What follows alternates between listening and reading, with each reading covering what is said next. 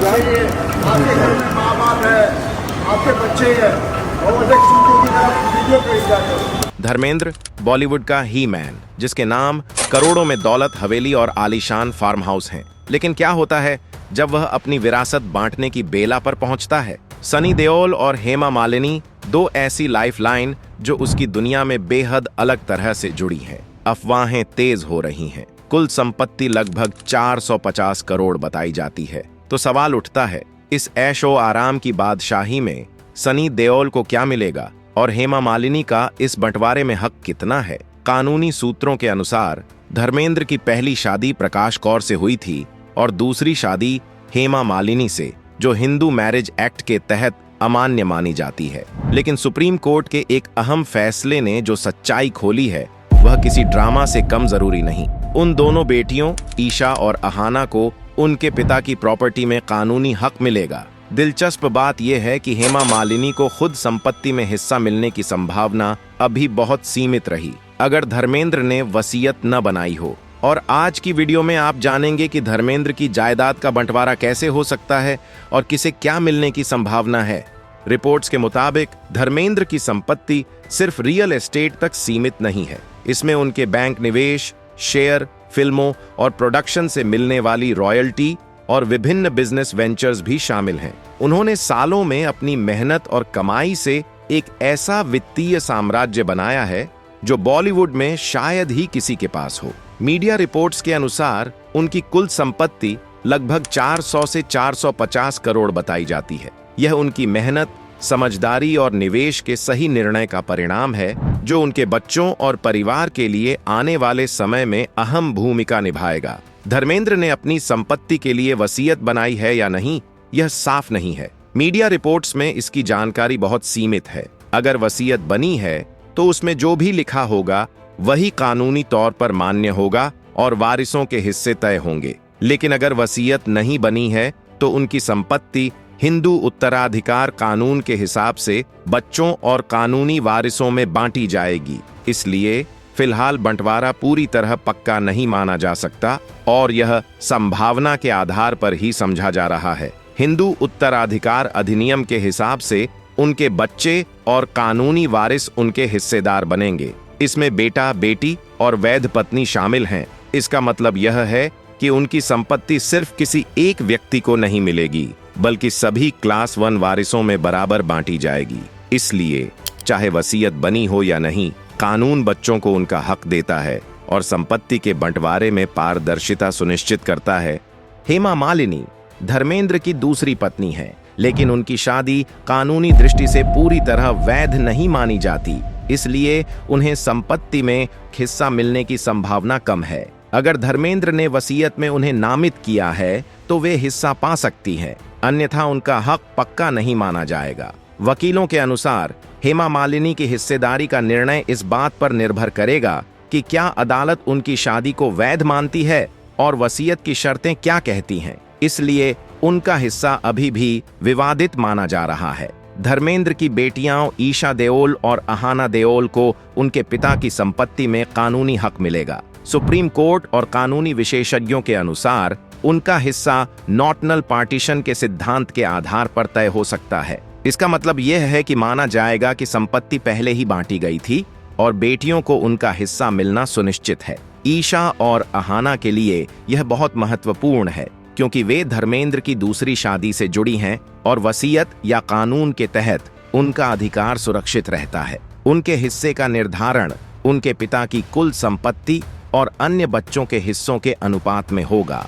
धर्मेंद्र की पहली पत्नी प्रकाश कौर से 4 बच्चे हैं। सनी देओल, बॉबी देओल, अजीता देओल और विजेता देओल। ये सभी क्लास 1 वारिस हैं और कानून के अनुसार उन्हें पिता की संपत्ति में बराबर हिस्सेदारी मिलनी चाहिए। उनकी हिस्सेदारी का निर्णय कुल संपत्ति के आधार पर होगा और इसमें जमीन, घर, व्यवसाय और नकद शामिल होंगे। इसलिए पहले विवाह के बच्चों का हक कानूनी रूप से सुरक्षित है और वे अपने हिस्से के लिए पूरी तरह से पात्र हैं। धर्मेंद्र के बड़े बेटे सनी देओल को उनकी हिस्सेदारी में सबसे महत्वपूर्ण हिस्सा मिलने की संभावना है। मीडिया और कानूनी विशेषज्ञों के अनुसार कुल संपत्ति का एक बड़ा हिस्सा उनके नाम जा सकता है। सनी देओल न सिर्फ परिवार के बड़े बेटे हैं, बल्कि उन्होंने फिल्मों और बिजनेस में भी अपनी पहचान बनाई है। रिपोर्ट्स में अनुमान लगाया गया है कि उनके हिस्से की कुल रकम 130 करोड़ के करीब हो सकती है, हालांकि यह पूरी तरह तय नहीं है। वसीयत और कानूनी प्रक्रिया पूरी होने के बाद ही उनका हिस्सा निश्चित रूप से स्पष्ट होगा। बॉबी देओल, अजीता देओल और विजेता देओल भी धर्मेंद्र के क्लास 1 वारिस हैं। अगर वसीयत नहीं बनी है तो कानून के हिसाब से उन्हें भी पिता की संपत्ति में बराबर हिस्सेदारी मिलनी चाहिए। उनकी हिस्सेदारी में जमीन, घर, बिजनेस और नकद शामिल हो सकता है। यह अधिकार कानूनी रूप से सुरक्षित है और इन बच्चों को भी उनके हिस्से के लिए किसी तरह का न्यायिक संघर्ष करने का अधिकार है। कुल मिलाकर ये तीनों बच्चे भी परिवार की संपत्ति में महत्वपूर्ण हिस्सेदार हैं। धर्मेंद्र की जायदाद इतनी बड़ी है कि इसके बंटवारे में कानूनी विवाद की संभावना बनी रहती है। अगर किसी वारिस को लगे कि उसका हक कम आंका गया है तो वह अदालत में चुनौती दे सकता है।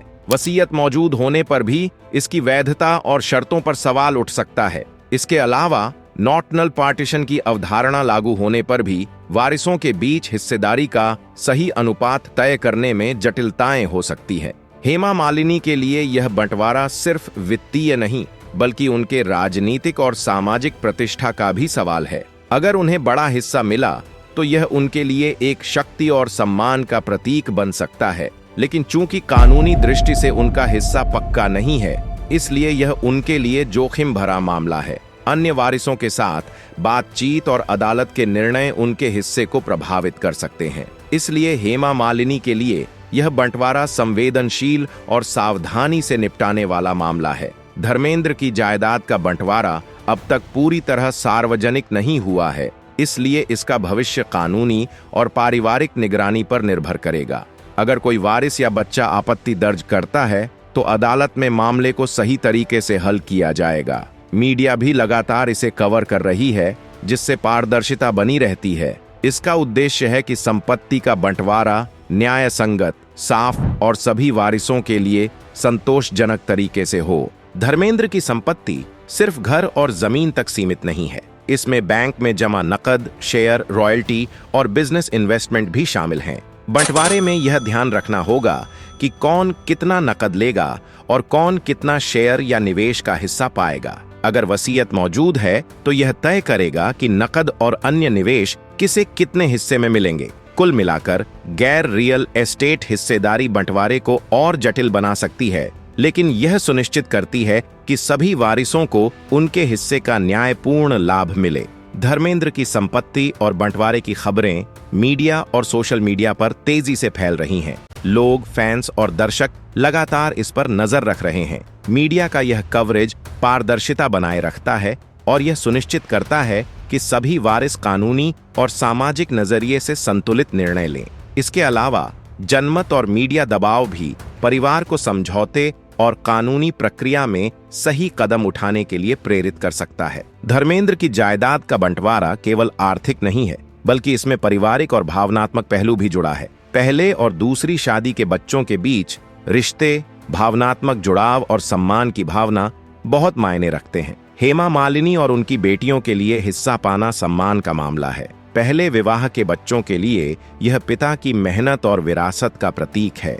इसलिए सभी वारिसों के लिए जरूरी है कि वे सिर्फ पैसों की नहीं बल्कि भावनाओं और पारिवारिक रिश्तों की जिम्मेदारी समझकर बंटवारे की प्रक्रिया में कदम रखें। अंततः धर्मेंद्र की जायदाद का बंटवारा एक जटिल लेकिन रोचक मामला है। संभावना अधिक है कि संपत्ति मुख्य रूप से उनके बच्चों के बीच बंटेगी। हेमा मालिनी का हिस्सा पूरी तरह पक्का नहीं है और यह वसीयत और कानूनी निर्णय पर निर्भर करेगा। ईशा और अहाना देओल को सुप्रीम कोर्ट और नॉटनल पार्टीशन के सिद्धांत के हिसाब से सुरक्षित हक मिलने की संभावना है। पहले विवाह के बच्चों का हिस्सा भी कानूनी रूप से संरक्षित है। मीडिया और जनमत इस प्रक्रिया को सार्वजनिक और संतुलित बनाने में मदद कर रहे हैं। इस बंटवारे का असर सिर्फ आर्थिक नहीं बल्कि भावनात्मक और पारिवारिक रिश्तों पर भी पड़ेगा। अगर आपको यह जानकारी अच्छी लगी हो तो इस वीडियो को लाइक और शेयर जरूर करें और हमारे चैनल को सब्सक्राइब करना न भूलें,